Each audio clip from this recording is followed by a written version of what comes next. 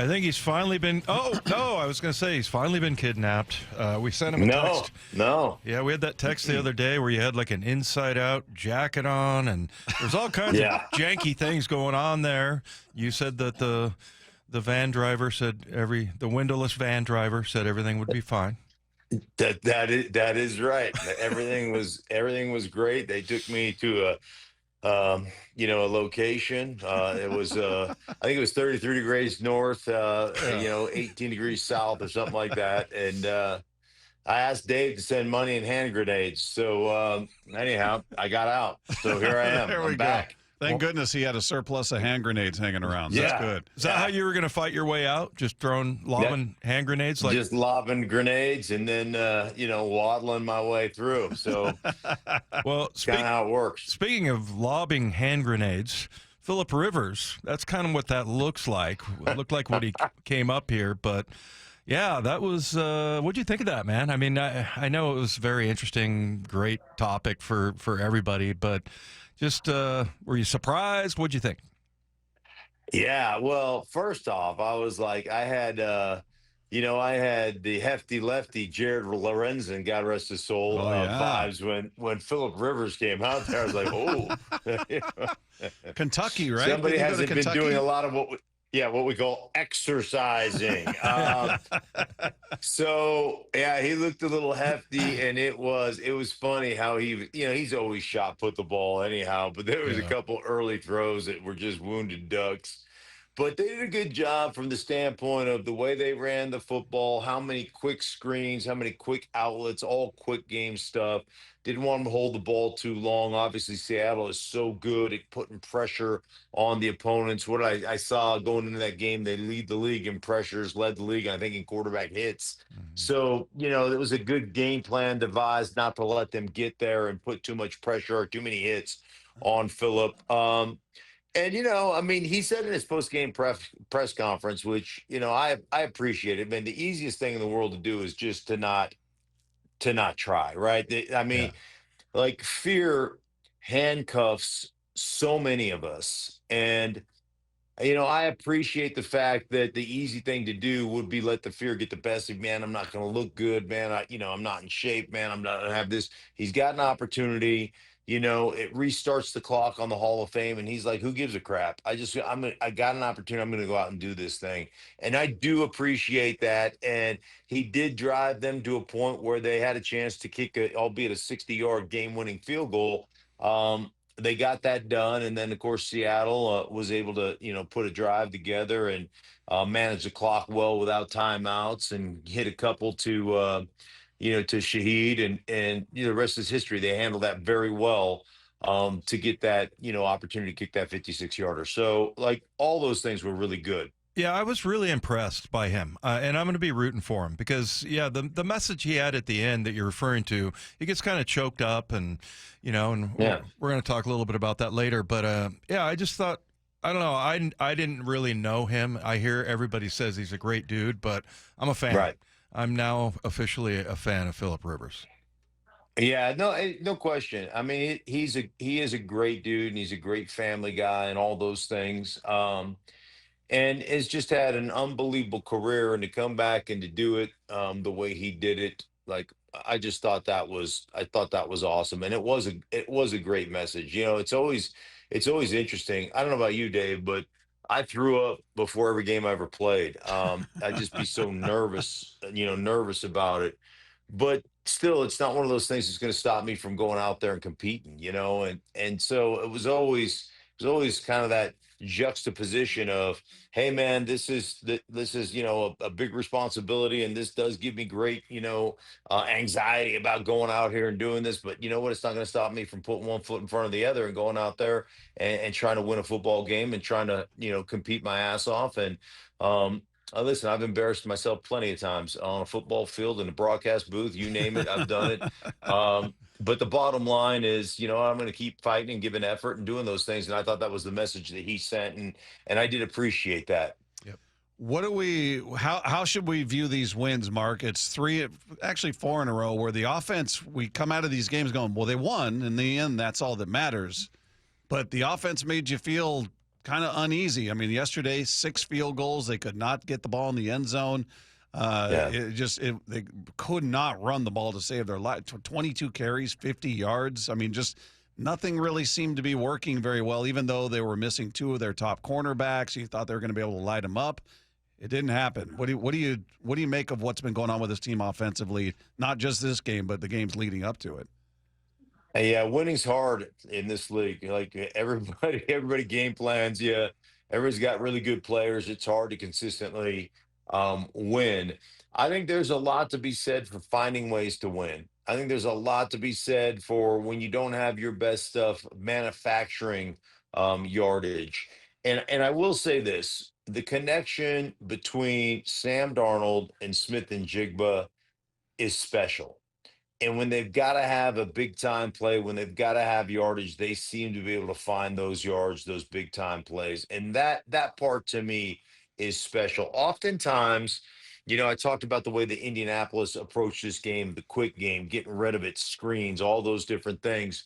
Um, Sometimes when the coaching staff puts a game plan together, it's not necessarily about scoring 50. It's about how do we win this game. And sometimes the best way to win a game is to say, "Hey, man, we just can't let our quarterback get hit, or we just can't take a risk with the football, or whatever that happens to be that week." And every week it changes. And sometimes you're right. Um, sometimes you lack some efficiency.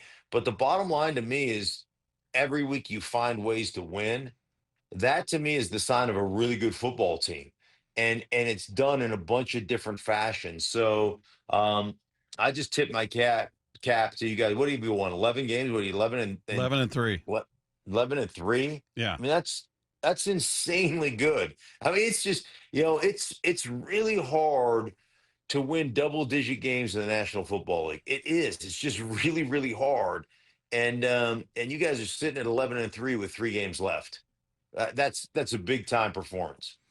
Who's the best team right now in the NFC? Is it I mean, it's easy to say the Rams, or maybe in the whole division. Let's not just keep it in our conference, because you're looking at the Patriots, they get taken down by the Bills. It's kind of confusing in the AFC.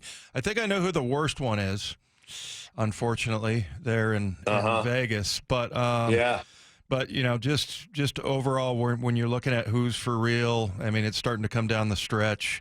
And I think for a while there, we were looking at the Patriots going, maybe this isn't the same thing with the Broncos. But who do you think is playing their best football right now? All right, so I think there's 2 teams. I think the best overall team, I think, is the Rams. And I'm just sorry to hear like, that. I have had, yeah, I've had a couple of games where, calling games where I followed the tape of the Rams against the opponent that I was going to call a game against. Right. And defensively, they are loaded. They are very stout. They can get after your quarterback. Offensively, their ability to control the edges of the football field with their tight ends, they use 4 tight ends and they dress them all and they use them all. And the running game is really good. They get mismatches with those tight ends. If you try to play them in nickel or dime, if you try to go small, they just bludgeon you. If you try to go big, they just run by you. And I will tell you, the connection that Matt Stafford has with both Puka Nuca and Devontae Adams is special. He'll throw it into a team meeting. He does not give one, what. He doesn't care. And those dudes just pluck balls out of the air. They just got a really good connection. I think it's the Rams. And then the AFC, very much like the Seattle Seahawks, the Broncos just keep finding ways to make plays when they have to make a play. And it's hey, we got to have an interception. They find one. Hey, man, we got to have a sack to hold these guys from kicking a field goal. They find a sack. Hey, man, we got to have a stop in the red zone. They get a stop in the red zone. Hey, Bo Nick's got to make a play on 4th down. He makes the play. And, it's very sneaky how Bo Nix kind of flies under the radar because he was the 6th quarterback taken in that draft class, but he just continues to perform. And these last 4 weeks, have been his most efficient, best football, just like back to back to back to back. And just last night, man, against a really good Packer team, he was lights out. He played efficient football, and he took some deep strikes that were on target, and he took some, third down and fourth down shots that were big time plays. So I think the Broncos playing really good right now, and I think the Rams also playing really good right now. What I didn't notice you doing any victory laps with the Chiefs being eliminated from the postseason. I did see people celebrating Mahomes' injury, which I still think, I get the fatigue. I get that they're in it, they're there every year and they're in all the commercials. I understand, but man, that just is a weird place to be as a fan when you start celebrating when somebody's season ends because of injury. That's you're in a bad place. Yeah, right. I mean, I have not really had any fun with it because of the Mahomes injury. Like, am I happy they're out? Yeah. But, the whole ACL thing, man, I don't want anybody to get hurt, and I know that's part of the game. I did, when he said, "Oh, I don't know why this happened to me." I do, because you play football. And Yeah. eventually football is going to get you. Like, it just is going to get you. But yeah, that was disappointing. And I'm sure, that ACL injuries, the surgery is much less invasive than it was when Dave and I were playing, and guys pop back and get back pretty quick and all that stuff. But it still sucks, man. Seeing guys get injured, seeing Micah Parsons go down, and, Yeah. those non-weight bearing ones, when the guy plants his foot, tries to change direction, that's when it happened. Like, as soon as it happened, I was like, oh, there's an ACL. Yeah. And I know you're not supposed to say that, but you could tell right away. And so those things are always disappointing because you never want to see guys get injured. I know you. Sorry, Dave. I know you had multiple surgeries. I don't know what the number is. Did you have ACL surgeries Yeah, in I did. both legs or just one? Just my left knee, and then what ended up happening to me late in my career, most of my surgeries were arthroscopic, but I had um I think 6 microfracture surgeries trying to Jeez. regrow cartilage, because That's where I they don't have drill any a hole in the bone, right? Yeah. yeah, I just don't have any meniscus left in my left knee. It was all gone even when I was playing. So the covering over your bone is what they call an articular cartilage surface. It's like formica over a table. And I kept ripping that off, which exposed raw bone. And so because I had no cushioning, I had no meniscus. So I probably had 6 of those surgeries and those are hard. Like, those are tough to come back from. Those are, to me, probably just different than rehabbing an ACL, but really, really difficult to bounce back from. I think you're qualified though to Yeah, say that's an ACL on the air. You've earned that. You've earned that with yeah. your 25 I'm surgeries. practically a doctor. So yeah, Yeah, that was I think we were having a contest that you don't want to win at one point, but I think you beat me. yeah, Yeah. In yeah. what number of I got to tell surgeries? you, Yeah. I You don't got to want to tell win you, that. Dave. Yeah, I'm in a little bit trouble in Denver right now, and roll with me with this. So I just did something. It'll get released tomorrow on the Stinking Truth podcast.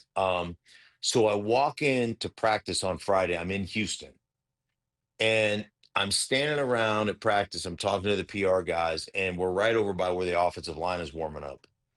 And the coach of the offensive line, guy by the name of Cole Popovich, goes, "Hey, come here, come here, come here."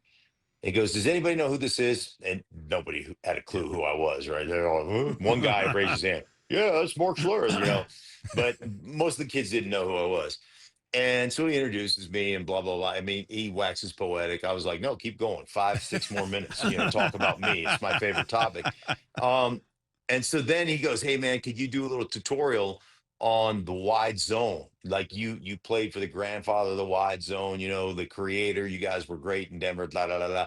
And I put on like a 5-minute clinic. I'm hitting bags. It is exceptional. It's just like I'm dropping F bombs. It's just awesome. Just killing it. And yeah, and so in the broadcast, and then all of a sudden the Houston Texans are running the snot of the ball in the game, and I'm like, hey, it's almost like some superstar legend came and worked with them. So anyhow, now all of a sudden they're like, "Hey man, you realize that if Denver plays Houston in the playoffs and loses because the running backs have a really good day, like you're going to have to leave Denver. So right now I'm in a little bit of trouble on my own radio show in Denver because I can't control, I can't control the offensive lineman that just, that just oozes out of me. So I'm in a little bit of trouble. I'll keep you posted. Okay. Well, I mean, I'm sure Texas is really nice. Houston, that area. They'll welcome you with open arms. Yeah. All right. There you go. Yeah. Hey, Mark, there's some bad teams in this league this year. Which one do you think's future is the bleakest? Is it the Raiders? Is it Yeah, well the Raiders, and I mean, I don't know that Pete Carroll's going to survive. But the thing that you really have to do is you have to put together an unbelievable staff, and you've got to be able more now than ever to have a staff that can develop players when you don't get much time to practice. And Pete goes and hires Chip Kelly and makes him the highest paid offense coordinator in football.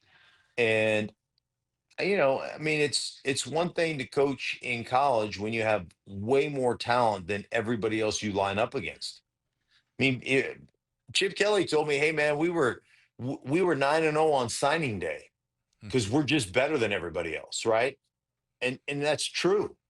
So, the other thing about the college football game is there's a lot less specialization. There's a lot less situational football. It's like we're never in third down.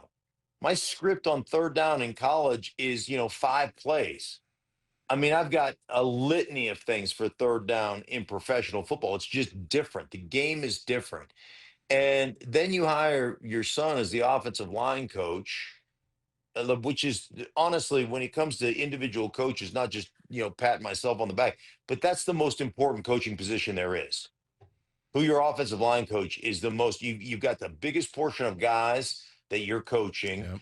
And if you can't control the line of scrimmage, I don't care who your quarterback is. I don't care who your wide receivers are. I don't care who your running backs are. If you can't control the line of scrimmage, look at the Cincinnati Bengals. You cannot win in the National Football League.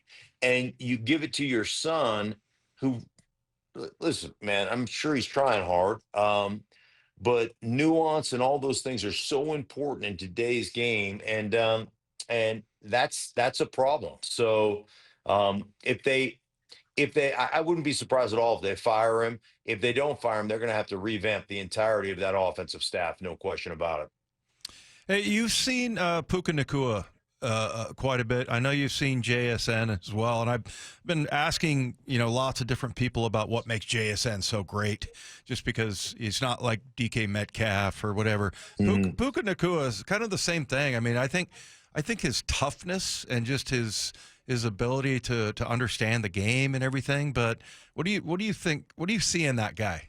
That I mean, like I said, he's another guy that's, I don't know, he's not like, fast, like some of these other guys with the quick twitch and things like that. He's not statuesque or anything like that. What makes him so good? I'm with you. I'm with you on Puka. I think a couple of things. One, his competitiveness at the point of the catch. That dude just bodies people up and he just snatches the ball out of the air. And I've seen him make so many contested catches where he's completely covered. And it's like that. Even when you're covered, you're open. Like, just throw it to him. He'll go up there and grab it. I think the other thing is guys that aren't necessarily, the quickest dudes, or guys that aren't necessarily like got that top end speed, have an ability at the top of the route, at the stem of the route, to just create separation. And it could be subtle body movement, a subtle lean, a push, whatever.